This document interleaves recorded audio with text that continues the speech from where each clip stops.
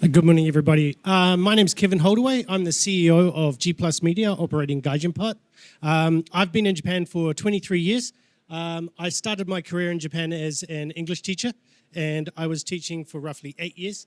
At that point, I moved on to recruitment, and then roughly around the Japanese earthquake. And then I also moved into G Plus Media about 12 years ago, starting in sales, and slowly moved my way up in the company to the current position as CEO. Thank you. Hello, thank you. Hello, my name's Patrick Sheriff, and I live in Abiko, which is at the end of the line, end of the Chiyoda line. I was a teacher first, and since 2007, I've been running my own eikaiwa with my wife. I got into the business through journalism. I started as a reporter and sub-editor for newspapers. You may not know what newspapers are, but it's like an analog internet. Maybe you remember them. And I've worked in America and England and then Japan, recently the Yomiuri Shimbun. But moving on from there, I found that doing my own thing worked really well in Japan. I can talk more about that. The last thing I want to say is a shameless self-promotion. I have a website called Free Talk TEFL, which is a Substack newsletter for people interested in teaching English for themselves. That's me. Thank you. Hello, everyone. My name is Blaine Armstrong. Just like Kevin, I've been here 23 years. For the first 15 years here, I was actually an ALT. And now I am a software engineer at G Plus Media. I'm the lead software engineer of the backend team. I got into that sort of in a really weird way, just started making games for my students, really enjoyed that, and then found a way to turn that into a career, and that's what I'm doing now. So, nice to meet you all. Thank you. My name is Nancy. I've been in Japan 18 years with about a 5-year break back in the United States. I started my career in Japan as a translator, which really wasn't even the career I chose, but was the only thing I could find to do after being in grad school for a while and having some skills there. I'm currently the marketing manager of G Plus Media. And yeah, let's get this thing underway. Okay. Thank you. So I think everyone here, myself included, basically started their careers in Japan in a place that they really didn't expect to end up permanently. And I think that's really the big topic today is, how do you make that change from where you started, because we all wanted to live in Japan, but then maybe finding that permanent career or making the transition from what you're doing to what you want to do. So I think the first question I'd like to ask everybody is, what was the very most difficult hurdle that you had to overcome, either mentally or just physical constraints, to make that switch from the career that you had into the career that you have now? I'm sorry, I didn't purposely choose to go into marketing, but I got tired of doing translation. And I was looking around, and in those days, the only place to find a job, and maybe still today, the best place to find a job was gaijinpot.com. And I saw an ad on there, and they said they were looking for a marketing guru. And I thought, I can do that. And because I did actually have some experience, I worked in a startup in the United States called Amazon.com when they were just starting over there. So I had a little bit of experience over there. And I thought, okay, this is my shot. I'm going to give it a try. And luckily, I was hired for that position. That's how I got started. So as an ALT, my original plan was only to stay here for a couple of years and then learn the language, go back to Canada and go to law school. I wanted to do international business law. But to paraphrase John Lennon, life is what happens when you're busy making other plans. And for a while, the big struggle for me was to figure out what I wanted to do. And I tried a bunch of other different things, and none of them panned out. Eventually, just stumbled across finding something I really liked, which is building stuff out of software, basically. And once I found that it's what I really enjoyed doing. There was a need for it, and that served as a real motivator to keep going. One of the best things about being an ALT, I found, is that you have a lot of downtime. Obviously, every situation is different, but nice thing about ALT is 5 o'clock hits, you get to go home, and all that time is yours. And what's cool about that is, you can spend it partying or reading manga or things like that, which I did. But eventually I figured out this is what I want to do and found spent a lot of time just building things, either because I thought it was useful or my own personal amusement.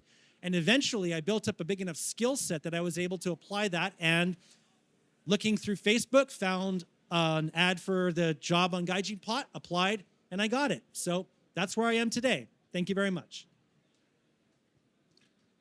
Very good. Yeah, similar story. I'm afraid I'll try and make it brief. But I mean, I have no skills to speak of that a Japanese person would want to pay me for.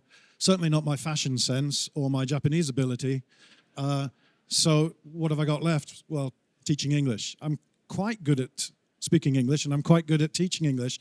And I wish you all the best of luck if you're looking for a job. There are some great companies here. But frankly speaking, for me, I couldn't face working for these places.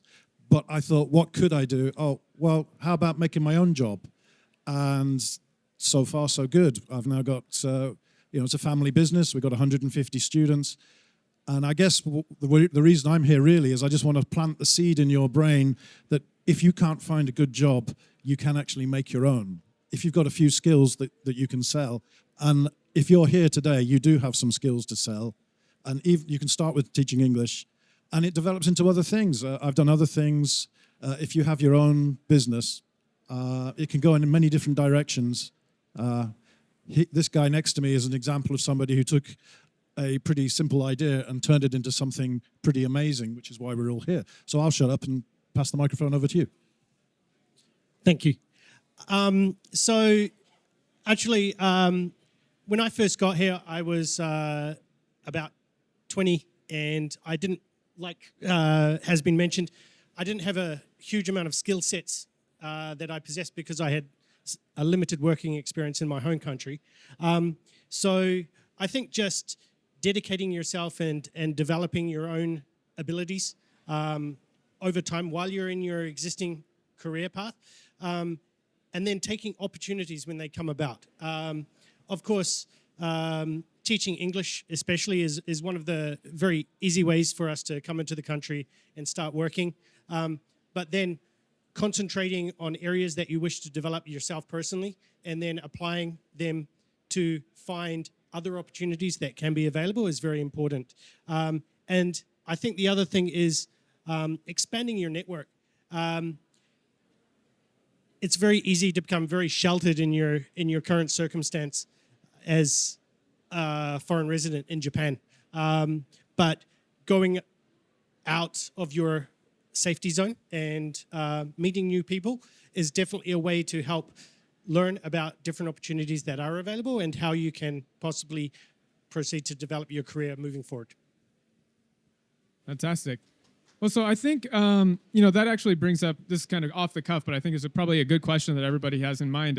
The title of the seminar is, pro tips. So I think, everyone up on the stage has already made that transition. We were kind of past the point where you're thinking about changing jobs. So I hope, we're all sticking where we are for now. But I guess the question then would be, if you could go back to that point where you were about to make the change, or you were in the process of making the change, what's one piece of advice you would give to yourself back then? How would you encourage yourself, back when you were about to make that change? As I've been here a long time, actually some external circumstances helped me change my career path. The Japan earthquake, the nuclear situation. So I think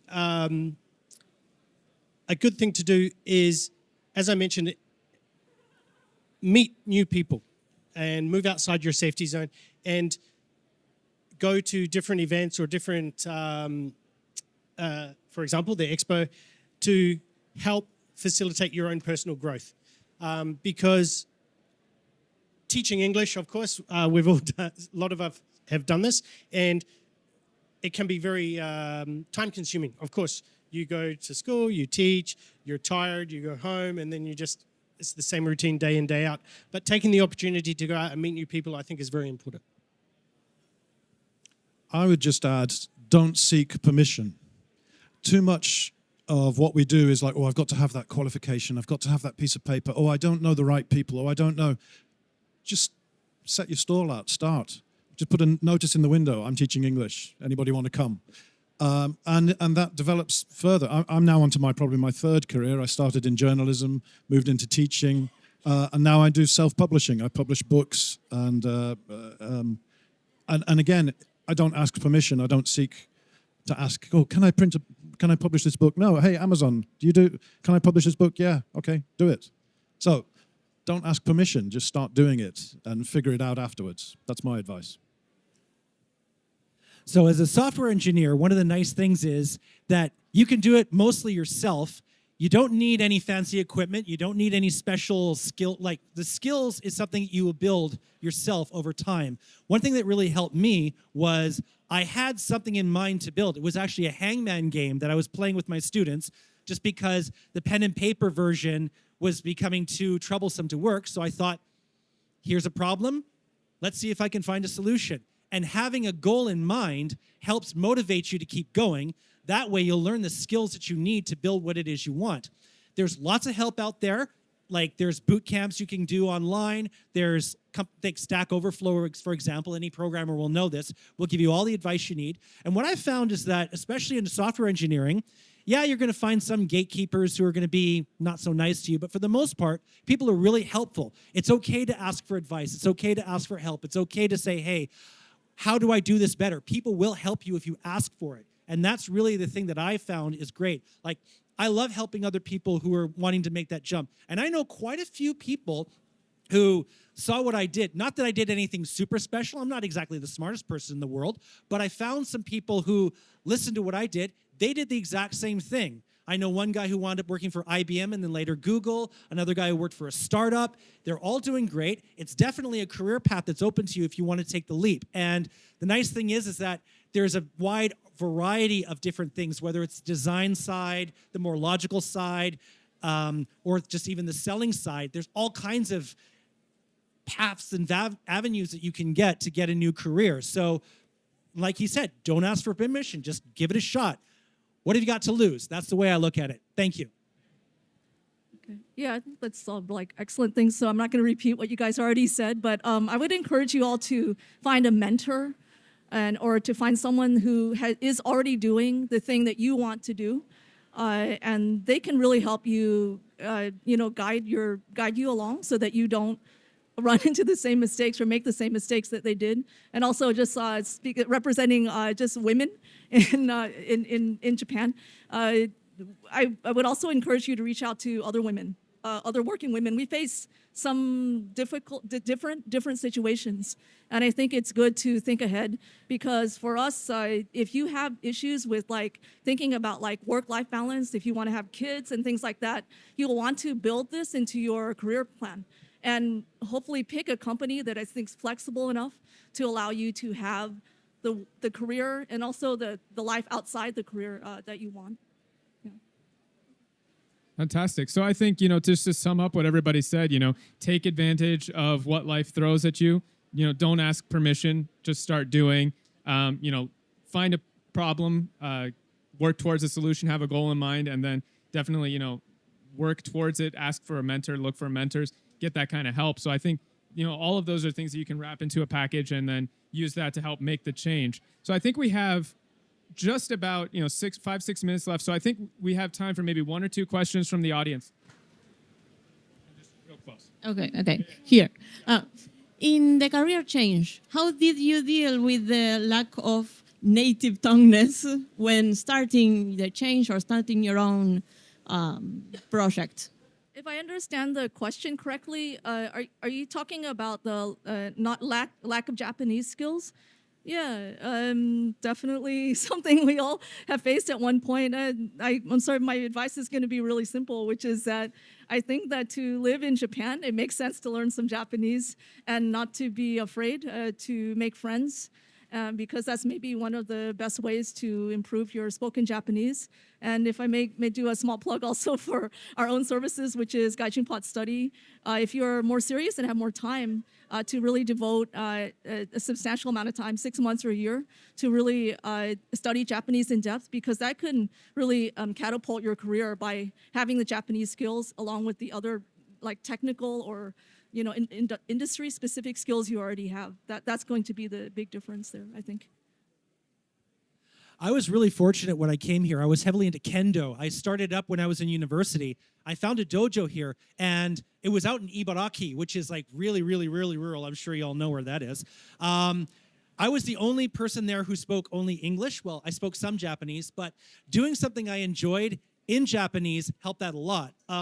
Now I've gotten into backgammon as well, and I found a club out in Funabashi. Same thing. Everyone there speaks Japanese. Finding something you like doing, whether it's photography, art, bird watching, I'm sure you can find some local like group or community you can join, and they'll be very welcoming to you, I'm sure, and you'll get a chance to practice Japanese while doing something you enjoy. I find just like building that stuff earlier was an avenue to learn what I needed to do, doing something you enjoy is a great avenue to learn Japanese. That's what I would do. I'll be quite contrary and say you don't need any Japanese. What you need is a team. I am very lucky. My wife is Japanese, so she can help out for emergencies like that, and that's the reality for a lot of people. But it's the same with any entrepreneur will tell you. They can't do every skill, so don't expect to. So have somebody in your team. If you're not married, hire somebody. Get somebody to help you out for the bits that you can't do. That's all I'd say. As I keep saying, people are not going to pay me for my Japanese ability. They're going to pay me for my English ability. That's where I make the money. I'll pay somebody else who can speak Japanese. So that's one way around it. So that's my opinion. So on one side we have, of course, learn Japanese, and on the other side here we have somebody who's utilized the skills that suit you best. I'm a little bit in between. My Japanese, I never actually officially went to a Japanese study course. The Japanese I did pick up was over a long period of time. But I think for me personally, utilizing those skills that you are strong in to help facilitate your career is of the utmost importance. And for example, if you have, shall I say, the gift of the gab, then being a salesperson is a good career option.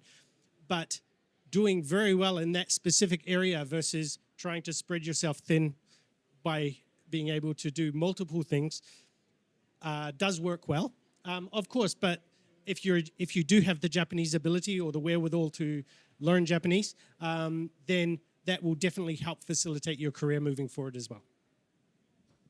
Fantastic. I think, yeah, that'll probably do it for all of the questions we have time for. I think, thank you very much for the great question. I know living in Japan with limited Japanese can be quite difficult, but I think there's a lot of different avenues, and I think we're all very lucky that, Japan is so welcoming, even though, you don't have the greatest Japanese language ability. Everyone's so great that, there's always options to learn more or get around it. So I think that's going to cover it for today's talk. Thank you very much. We've got packed from the front to the back, so thank you very much, and please give a round of applause to our guests today.